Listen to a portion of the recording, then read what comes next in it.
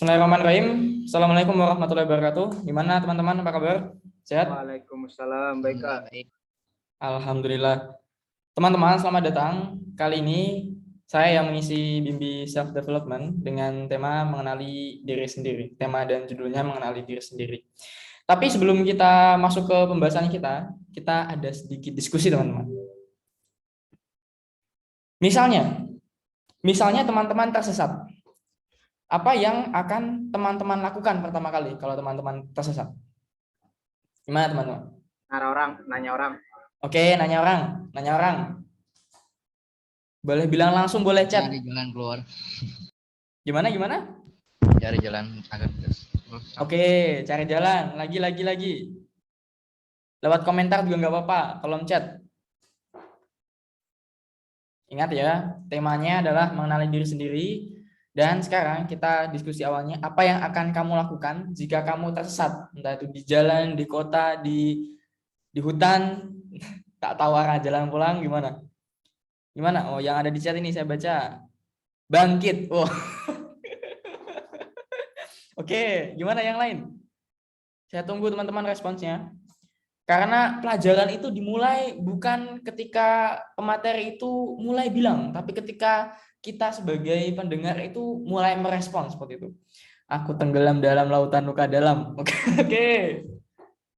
Nah, ini Abdul Ghafur. Saya sangat setuju. Gimana teman-teman yang lain? Mencari tahu posisi sekarang sedang di mana? Betul. Terima kasih teman-teman, saya sangat apresiasi. Ya, ketika kita tersesat, pasti yang pertama kali kita lakukan, mungkin dia betul juga.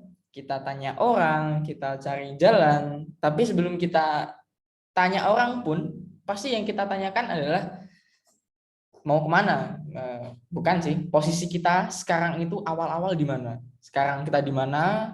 Dan kita mau kemana nanti baru kita tunjukkan. Dalam mengenal diri sendiri, dalam mencapai tujuan-tujuan kita, pasti juga kita harus tahu kita siapa dulu, baru kita mau ngapain. Jangan sampai teman-teman terjadi seperti ini. Jadi, so tell me more about yourself.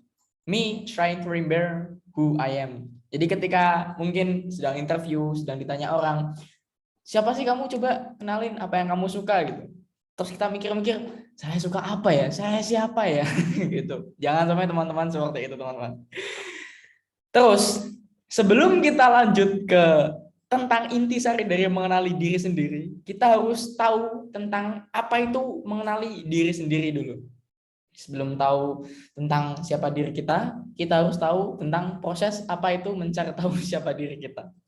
Jadi, mengenal diri sendiri adalah usaha seseorang untuk melihat dan memahami kelebihan serta kekurangan yang ada dalam dirinya, sehingga ia mampu untuk mengendalikan segala tindakan saat berhadapan dengan orang lain atau bahkan dirinya sendiri. Jadi ya secara akal sehat biasa, mengenali diri sini ya berarti kita kenal dengan diri kita mawas diri dengan diri kita. Sehingga apa? Kalau kita tahu keadaan kita sekarang, maka diharapkan kita juga bisa mempersiapkan entah itu berhadapan dengan orang lain atau bahkan diri kita sendiri. Sebenarnya bukan hanya berhadapan dengan orang lain dan diri sendiri saja, tapi juga berhadapan dengan segala kondisi yang akan datang. Misalnya, naudzubillah musibah misalnya, atau mungkin ya segala bentuk kegiatan atau tindakan orang lain kepada kita yang mungkin kurang enak gitu. Kalau tindakan orang lain enak kepada kita kan mudah gitu, enak-enak saja. Tapi kalau tindakannya agak nyebelin kan ya, itu yang harus kita waspadai seperti itu. Selanjutnya, kita sudah tahu, sudah diperkenalkan judul materinya, sudah diberitahu pengertiannya. Sekarang, bagaimana cara mengenali diri sendiri? Mungkin kalau teman-teman jawab, ya saya sudah kenal diri saya Kak, di kartu OSIS, atau mungkin KTP kan ada, nama saya misalnya Ria Agustian, atau mungkin saya tahu tanggal lahir saya tahu ibu bapak saya, dan lain sebagainya. Nah itu kan secara fisik ya, secara kasarnya. Tapi kan manusia tidak hanya terdiri dari fisik saja, tapi juga ada kerohanian atau kejiwaan atau maknawiyah kita. Dan maknawi kita itu adalah hal yang ya relatif tidak stabil ya. Keimanan kan bisa naik, bisa turun, atau mungkin juga kondisi mental kita itu bagaimana. Dan itu yang lebih sulit untuk kita kenali. Jadi di sini lebih pada mengenali diri kita. Ada juga pembahasan tentang pengenalan jasmani kita, tapi juga lebih ditekankan pada mengenal diri kita secara rohania. Seperti itu. Kiat mengenali diri sendiri. Yang pertama, mengetahui kelebihan dan ketidaklebihan. Kan biasanya mengetahui kelebihan dan kekurangannya. Tapi ketika saya pengen nulis kekurangan itu agak enak gitu. Bayangin gini, ada teman misalnya, teman. Lawan dari teman apa? Apakah musuh? Masa musuh sih? Misalnya ada orang nggak kenal, pokoknya orang nggak kenal. Itu temanmu bukan? Kamu jawab, atau mungkin teman-teman jawab, bukan teman saya gitu. Oh, berarti musuhmu dong? Ya enggak juga gitu kan. Pokoknya antara itu gitu. Pokoknya bukan siapa-siapa gitu. Enggak teman tapi juga enggak musuh gitu. Atau mungkin cinta dan benci gitu. Apakah kebalikan cinta itu benci? Itu kan enggak juga gitu. Bukan berarti kalau aku tidak mencintaimu, aku membencimu, enggak gitu. Tapi ya biasa aja gitu, enggak benci tapi juga enggak cinta gitu. Sama juga kelebihan itu kan di atas rata-rata ya. Berarti lebih dari cukup itu kita kelebihan. Kalau kekurangan ya di bawah rata-rata. Tapi itu kadang kita tuh ada di posisi kurang enggak gitu, tapi lebih juga enggak gitu. Jadi menurut saya lebih cocok untuk ditulis ketidaklebihan gitu. Jadi mengetahui kelebihan dan ketidaklebihan. Entah itu mungkin kita orang yang pemalu misalnya, kayak tukang pemalu misalnya, atau mungkin kurang cepat menangkap pelajaran, itu kan juga ketidaklebihan. Kalau kelebihannya berarti suka lebih cepat menangkap pelajaran dan lain sebagainya. Mengetahui kelebihan dan ketidaklebihan itu juga termasuk kita mengetahui potensi kita. Potensi, kecenderungan, ketertarikan, kalian sukanya di apa gitu. Dan pasti akan muncul tema pembahasan baru. Mungkin di selanjutnya di Bimbi Self Development-nya selanjutnya mengetahui bagaimana cara mengetahui minat dan bakat kita. Sebenarnya teman-teman, mungkin teman-teman juga berpikir, minatku di mana? Apa yang aku minati? Apa yang aku tertarik pada bidang hal itu, pada bidang itu. Tapi Instagram dan YouTube lebih tahu diri teman-teman daripada diri teman-teman sendiri. Kalau teman-teman tidak tahu teman-teman suka apa, coba teman-teman, jangan sekarang. Buka Instagram, buka feed Instagram, itu yang paling banyak keluar apa? Entah TikTok semua, ya berarti teman-teman potensinya bikin TikTok, enggak juga. Tapi kan TikTok kan juga ada pembahasan apa, misalnya teman-teman tertariknya ke matematika, pasti nanti ada muncul tiba-tiba feednya Jerome Pauline misalnya, mungkin tiba-tiba muncul soal UTBK matematika, di chat ini ada apa? Fatir para ya bisa itu bakat. Misalnya ya anim misalnya, pasti muncul anim semua gitu. Tapi kan nonton anim, misalnya nonton video, nonton film, itu kan bukan sebuah hal yang negatif semua. Pasti kan juga misalnya jadi review film, orang yang review buku, orang yang kritikus film, itu kan kerjaannya juga nonton film, tapi mereka juga membuat sebuah karya tulis misalnya, itu juga adalah sebuah kecenderungan yang bisa kita lihat. Atau mungkin kalau teman-teman, oh kak saya nggak main Instagram, saya biasanya belajar terus. Ada aplikasi bawaan yang biasanya kalau kita beli handphone langsung ada, YouTube. Teman-teman buka YouTube, buka beranda teman-teman. Asalkan ya teman-teman login ya, teman-teman login. Itu kan ketika kita lihat sesuatu, kita nge-like sesuatu, itu pasti akan muncul di timeline kita. Pasti misalnya kalau suka yang tutorial masak ya, nanti tutorial masak semua. Nanti kalau suka pengajian, nanti bakal jadi dai ya. Nanti muncul semua seperti itu. Nanti kan kita dari itu bisa tahu kita ini sebenarnya minatnya di mana, walaupun itu secara kasar ya. Baik, itu adalah mengetahui kelebihan dan ketidaklebihan kita. Selanjutnya, jujur pada diri sendiri. Jujur pada diri sendiri ini gini teman-teman. Tubuh kita ini luar biasa bagus. Ini Kak Yoga ini pasti nanti lebih tahu. Soalnya pembahasan tentang biologi.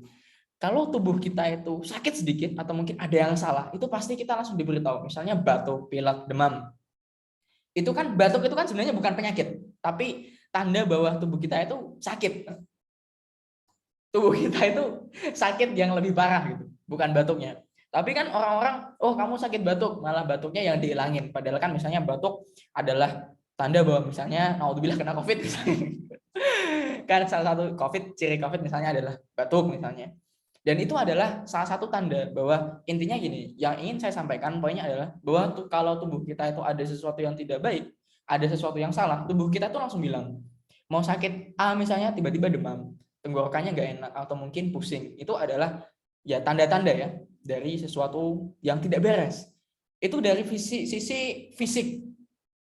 Kalau dari sisi kejiwaan, misalnya kalau kita sedang stres, tiba-tiba kita tambah pendiam, tiba-tiba pikiran kita kacau, ngapa-ngapain nggak fokus, itu kan juga sebuah tanda-tanda. Dan juga kayak pikiran bahwa kayaknya saya nggak suka ini deh. Gitu. Itu kan sebenarnya juga sebuah tanda dan kita harus jujur dengan diri itu. Misalnya kok tiba-tiba saya nggak suka abang-abang penjual siomay. Kenapa misalnya? Kenapa kok saya tiba-tiba nggak suka abang-abang penjual siomay? Ternyata, dan kita harus jujur dengan itu. Apakah saya nggak suka siomaynya? Oh ternyata dia itu kalau lewat itu suka teriak-teriak misalnya. Dan dari itu kan kita tahu alasan. Oh ternyata saya nggak suka orang yang teriak-teriak. Tapi kan semua orang beda-beda. Saya nggak bisa nyumpelin pakai kertas setiap mulutnya, nggak bisa. Jadi dari itu kita bisa mengevaluasi diri seperti itu. Dan jujur pada diri sendiri itu juga termasuk mendengarkan apa mungkin teman-teman biasa mendengar kata hati nurani ya. Dan itu kan juga sekumpulan pikiran dari apa yang kita baca, apa yang kita dengar, apa yang diajarkan ke kita, lingkungan kita bagaimana, dan semua itu parameter itu nanti disimpan di alam bawah sadar kita dan nanti itu akan menjadi sebuah pertimbangan kita untuk mengambil keputusan atau mungkin melihat baik buruk sesuatu. Jadi baik buruk sesuatu kan yaitu berdasarkan dari apa yang pernah ya kita ajarkan dan pernah kita lalui seperti itu. Selanjutnya berada di masa kini. Maksudnya apa berada di masa kini? Apakah teman-teman seorang penjelajah waktu yang bisa ke masa depan, ke masa lalu? Bukan teman-teman. Jadi ada tiga tipe orang kalau dalam konteks ini. Ada orang yang hidup di masa lalu. Hidup yang di masa lalu itu orang yang selalu membanggakan prestasi masa lalu kita, orangnya pokoknya selalu berpikir tentang kesalahan masa lalu dan lain sebagainya. Itu bagus. Tapi kalau kebanyakan nanti akan jadi depresi. Kalau sedikit dalam jumlahnya itu cukup. Itu kan nanti kita bisa termotivasi dari diri kita yang kemarin atau mungkin belajar dari kesalahan masa lalu. Tapi kalau terlalu banyak nanti akan jadinya depresi karena tidak bisa bahasa gaulnya itu move on dari masa lalu. Tipe yang kedua itu orang yang hidup di masa depan. Orang yang hidup di masa depan itu pokoknya mikir lagi di toilet misalnya mikir, wah aku besok kuliah di mana ya? Atau mungkin lagi makan mikir, aku besok nikah ada mahar nggak ya? Atau mungkin yang lagi di motor misalnya mikirnya itu jauh ke depan. Lagi itu bagus, tapi dalam takaran ya. Obat kan pasti ada takarannya. Takaran yang sesuai. Karena memang masa depan tetap butuh apa yang namanya perencanaan. Tapi kalau terlalu pokoknya jauh banget dan apa-apa itu pokoknya mikir masa depan gimana, nanti akan jatuhnya overthinking. Jadi yang pertama tadi kalau kebanyakan mikir masa lalu jadinya depresi, kalau kebanyakan mikir masa depan nanti jadinya overthinking. Yang ketiga adalah berada di masa kini. Jadi pikiran kita, raga kita itu di masa kini. Pokoknya kita syukuri apa yang ada di sini. Kan ada pepatah ya. Apa? Kemarin adalah sejarah, besok adalah misteri dan hari ini adalah anugerah. Jadi kita fokus dengan apa yang ada di masa kini tanpa melupakan kemarin, maksudnya dalam takaran yang cukup dan juga memikirkan planning di masa depan seperti itu. Caranya bagaimana berada di masa kini, teman-teman? Jangan multitasking. Multitasking itu sangat tidak dianjurkan. Pokoknya jangan lakukan satu hal dalam satu kali waktu. Mungkin teman-teman sekarang sedang, waduh, kok Kak Aryo ngomong terus buka feed IG, Instagram. Kan tadi katanya disuruh buka feed Instagram Kak Aryo ya, terus tiba-tiba ke Instagram. Atau mungkin ada notifikasi WhatsApp gitu. Tiba-tiba ke WhatsApp, notifikasinya ternyata notifikasinya dari grup misalnya. Disuruh join Bimbi misalnya. Terus ternyata ada yang bikin story, terus ternyata sampai akhir gitu. Itu kan tidak efektif antara kita melihat satu hal dan juga mendengarkan yang lain, itu tidak akan efektif. Mungkin teman-teman berpikir, wow, saya udah tahu gitu. Teman-teman, walaupun pelajaran itu diulang, tetap ada hikmah di dalamnya itu. Jadi beradalah di masa kini. Kerjakan satu hal dalam satu waktu. Yang keempat, belajar mendeskripsikan penampilan kita. Teman-teman ke cermin, teman-teman lihat, ya itu adalah teman-teman. Dan juga kita menerima. Saya tuh pernah insecure, bahasanya itu insecure dengan tinggi badan saya. Mungkin teman-teman juga nggak tahu ya, ini cuma saya atau gimana ya. Setahu saya orang yang pintar-pintar itu biasanya pendek. Nggak tahu. Saya lihat orang-orang biasanya pendek-pendek ya, tapi kok atlet-atlet mungkin karena itu ya kebanyakan belajar nggak pernah olahraga ini jadinya kayak gitu. Saya pernah baca buku. Nah, ini ada chat ini. Siapa ini? Can relate. Jadi saya pernah baca buku. Jadi tokohnya ini salah satunya adalah filsuf tapi dia itu pendek tapi pintar. Dia itu terutama dulu waktu dia masih muda, dia itu juga insecure karena dia pendek. Kok dia nggak tinggi gitu. Kalah kan sama teman-teman yang lain gitu misalnya. Tapi dia berhasil melihat kelebihan dirinya, yaitu dia ternyata mudah disukai orang lain dan juga dia dianugerahi kebijaksanaan yang lebih. Maka ketika kita tahu kita punya kelebihan, ya pasti kita tidak perlu fokus pada ketidaklebihan kita, seperti itu. Dan sejak itu saya jadi tidak insecure karena punya itu yang tinggi badan yang tidak lebih, bukannya kurang tapi tidak lebih. Menyadari peran kita. Lagi biologi, saya benar-benar bukan anak biologi sih. Tapi bayangkan makhluk hidup, misalnya hewan, manusia misalnya. Manusia itu punya apa? Punya kepala, punya tangan, punya torso, punya dada, punya kaki. Terus kita kita potong misalnya, potong bagian lengan. Bagian lengan, ini lengannya. Bagian lengan kita potong lagi. Bagian tangan masih bisa kita potong bagian jari. Bagian jari pun masih bisa kita potong-potong lagi jadi jaringan jari. Semoga ini nggak salah, nanti saya di roasting sama Kak Yoga. Bagian jari bisa kita potong-potong lagi jadi apa? Jadi jaringan jari. Jaringan jari masih kita bisa pecah lagi jadi sel misalnya. Sel pun masih ada lagi, nanti ada organel sel misalnya, ribosom dan lain sebagainya. Organel sel pun masih bisa kita potong lagi, bisa kita belah lagi jadi molekul. Molekul pun masih bisa jadi atom. Atom pun masih bisa jadi proton, elektron, neutron. Apakah sudah selesai? Belum. Masih bisa lagi dipecah. Jadi namanya itu quark. Kalau teman-teman mau cari apa itu quark. Masih bisa dipotong lagi menjadi ya sebenarnya, dan tidak perlu kita bahas nanti. Nanti teman-teman kalau belajar di situ sebenarnya itu banyak. Tapi yang paling ingin saya tekankan adalah bahwa kehidupan kecil, benda-benda kecil itu sebenarnya adalah bagian dari kehidupan yang lebih besar. Kalau kita lihat dari jauh, kan bumi kita juga nggak sebentar kelereng, pokoknya debu seperti pasir, sebutir pasir di laut gitu. Kok di laut? Di pantai. Ya walaupun di laut, dasar laut ada juga pasir sih. Jadi sebenarnya kita adalah salah satu bagian dari sebuah kehidupan yang lebih besar, dan tentu kehadiran kita di dunia bukan merupakan sebuah kecelakaan atau randomness, tapi merupakan takdir. Jadi kalau teman-teman berpikir kok saya nggak ngapa-ngapain, saya nggak berguna, teman-teman tidur pun, teman-teman makan pun, itu sebenarnya sudah menyumbang ekosistem. Nah, bukan menyumbang ekosistem, berperan dalam ekosistem. Misalnya teman-teman tidur teman-teman di apa? Di kasur. Kasur ada yang buat tukang kasur. Beli kasur itu pun sudah ngasih rezeki ke yang buat kasur. Teman-teman, Kak saya nggak tidur di kasur, saya tidur di sofa. Di sofa pun ada yang jual sofa. Saya nggak tidur di sofa, saya tidur di lantai.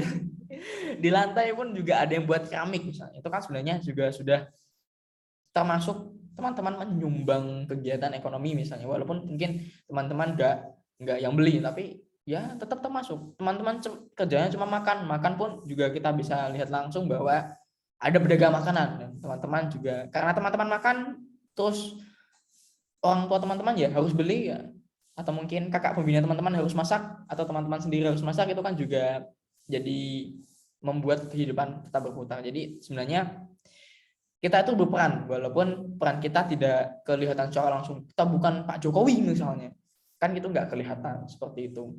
Ada satu kata-kata dari undangan, jadi itu undangannya undangan terbuka. Di paling bawahnya itu ada tulisan gini, nggak ada kamu kurang satu. Oh iya sih betul, pokoknya nggak ada kamu kurang satu. Tuh menurut saya dalam, padahal sederhana ya. 6. Meminta saran orang lain. Kadang itu ada bagian dari kita yang susah untuk kita lihat sendiri. Paling sederhana saja, misalnya baju saya bolong di bagian punggung sini, kan saya nggak bisa melihat gimana caranya. Tapi yang bisa melihat kan orang lain. Bajumu bolong loh, atau mungkin bajumu kebalik. Itu saja dari segi fisik ya. Ada bagian yang susah kita lihat sendiri. Jadi kita bisa meminta saran ke orang lain. Misalnya ada perspektif yang luput kita analisis, misalnya bagian ternyata sebenarnya misalnya kamu kalau tidur ngorok misalnya, kan kita nggak tahu, kita tidur, yang tahu kita ngorok yang dengerin gitu. Dan juga untuk meminta saran, usahakan pada orang yang nggak terlalu dekat dan nggak terlalu jauh.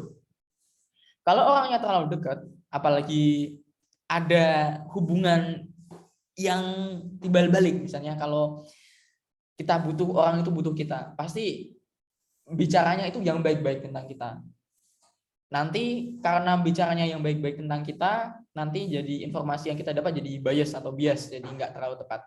Kalau terlalu jauh, atau mungkin yang musuhan, orang musuhan kan nggak mungkin, saya nggak suka kamu sombong gitu, saya pengen mukul kamu, kan nggak mungkin. Pasti juga orang yang nggak suka kita juga melebih-lebihkan, aku suka kamu baik, kamu nggak sombong, rendah hati, tawadhu gitu.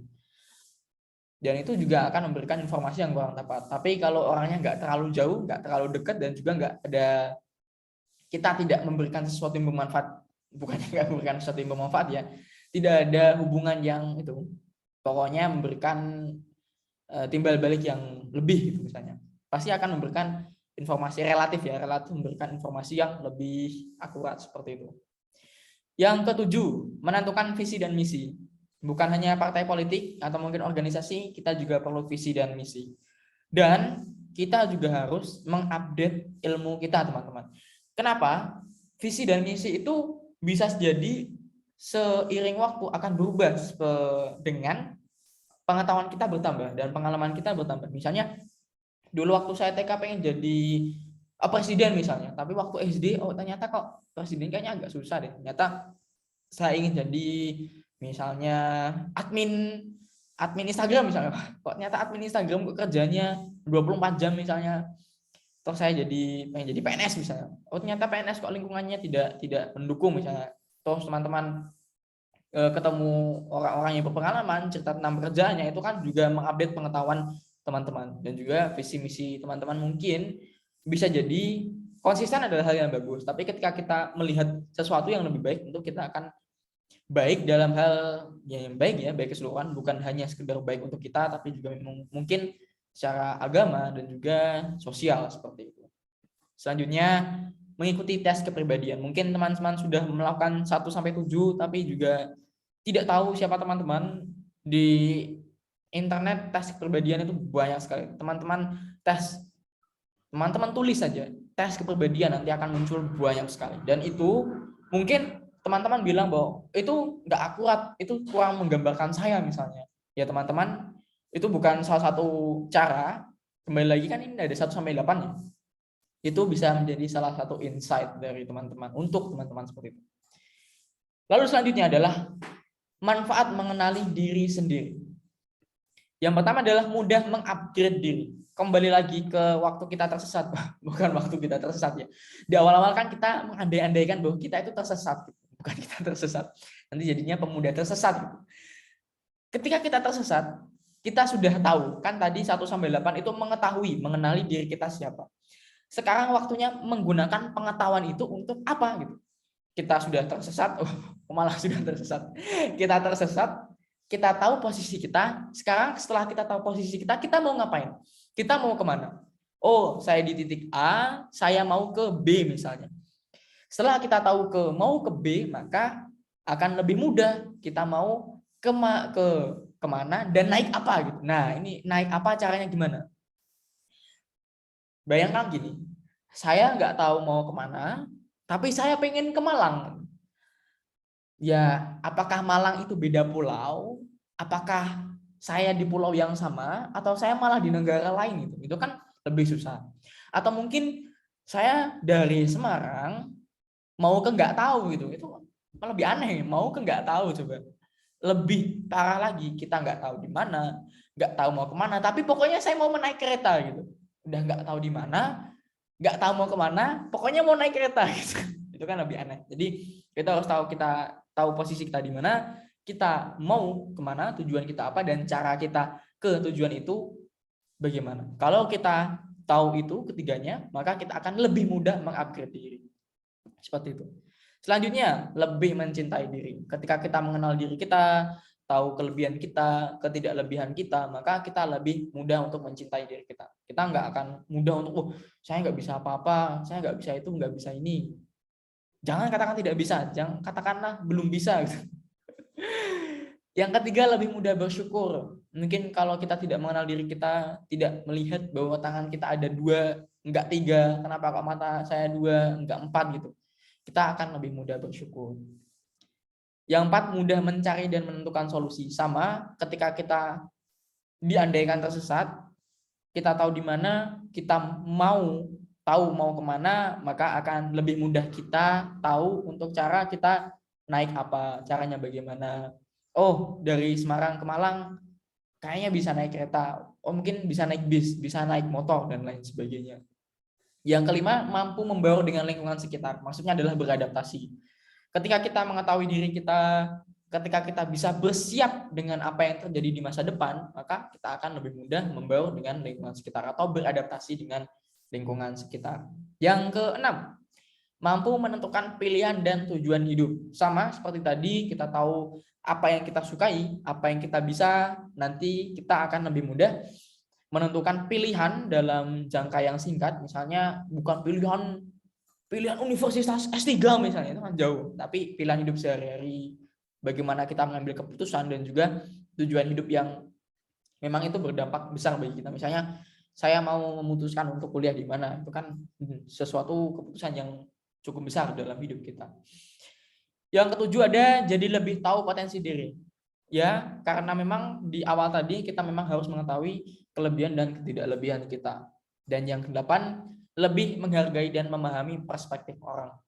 Ketika kita tahu orangnya kita itu bagaimana, dan juga kita sudah minta saran, dan ternyata oh saran itu ke orangnya ternyata saya begini ya. Dan kita dari informasi itu kita bisa memprediksi bahwa ketika saya melakukan ini, kemungkinan orang lain bilang tentang saya, kemungkinan orang lain itu katakan tentang saya, kemungkinan pandangan orang lain tentang saya itu bisa kita prediksi juga. Jadi ketika kita sudah tahu akan ada yang seperti itu, ya pasti kita akan persiapan, dan persiapannya itu yang penting. Misalnya kita sudah tahu mau hujan, ya pasti kita akan sedia payung atau mungkin jas hujan. Sudah, itu saja. Intinya hanya pada 2 slide, dan ini adalah Sun Tzu. Sun Tzu itu adalah seorang jenderal perang dari Cina, kalau teman-teman belum tahu, dan ada juga kumpulan strategi perang dari Sun Tzu, itu judulnya adalah Art of War. Seni perang ini. Art of War. Bagus, tapi saya belum beli karena nggak punya uang. If you know the enemy and know yourself, you need not fear the result of 100 battles. Dari Sun Tzu. Kalau kita tahu musuh kita, kalau kita tahu diri kita, maka kita tidak perlu takut dari hasil ribuan pertempuran. Walaupun yang ditulis oleh Sun Tzu itu adalah strategi perang, ternyata strategi perangnya itu masih bahasa jakselnya itu relate, masih nyambung, masih relate dengan kehidupan kita, entah itu secara finansial, hubungan kita dengan manusia, sesama manusia, dan lain sebagainya. Kalau kita tahu musuh kita, misalnya musuh kita itu adalah kemalasan, ternyata setelah saya mengenal diri kita, oh, ternyata saya malas gitu. Saya tahu saya malas, tapi saya tahu juga bahwa saya itu memiliki potensi di bidang apa dan saya bisa mengatasi kemalasan itu. Maka kita tidak perlu takut dari ratusan, di sini bahasanya ratusan pertempuran. Sudah, terima kasih teman-teman. Maaf saya terlalu panjang. Ya, assalamualaikum warahmatullahi wabarakatuh. Mungkin kalau ada pertanyaan silakan ditanyakan teman-teman. Terima kasih.